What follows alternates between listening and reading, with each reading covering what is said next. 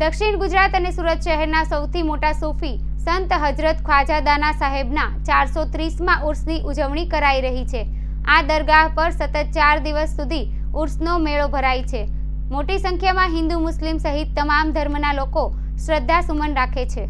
દક્ષિણ ગુજરાત અને સુરત શહેરના સૌથી મોટા સૂફી સંત ખ્વાજા દાના સાહેબના 430મા ઉર્સની ઉજવણીની શરૂઆત બુધવારના રોજ દરગાહના બુલંદ દરવાજે પરચમ લહેરાવવા સાથે થઈ હતી।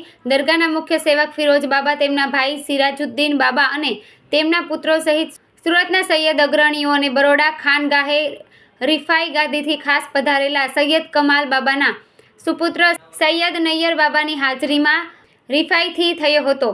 આ કાર્યક્રમમાં સુરતના ભાવિ ભક્તો સહિત દક્ષિણ ગુજરાત અને મહારાષ્ટ્ર અને આસપાસના રાજ્યોના લોકો પણ આ સંદર્ભના મોકે સુરત શહેરમાં જોડાશે। આ પ્રસંગે દરગાહના પટાંગણમાં શહેરના સામાજિક અગ્રણીઓ અને દરગાહમાં સેવા કરતા લોકોનું સ્વાગત કરાયું હતું।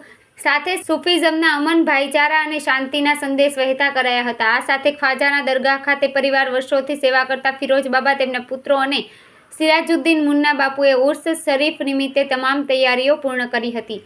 આ સાથે સૂફી સંત ખ્વાજા દાનાની અનેક કરામતો અને ચમત્કારો છે, જેનો લાભ અનેક ભાવિક ભક્તોને વર્ષોથી મળતો આવ્યો છે। સ્ત્રી હોય કે પુરુષ હોય, બાળક હોય કે વૃદ્ધા, દરેકની દુઃખ અને મુસીબતોના સમયે અહીં પ્રાર્થના કરવાથી ઘણાને અનેક દુઃખ દૂર થયાની માનતાઓ ચાલતી આવી છે।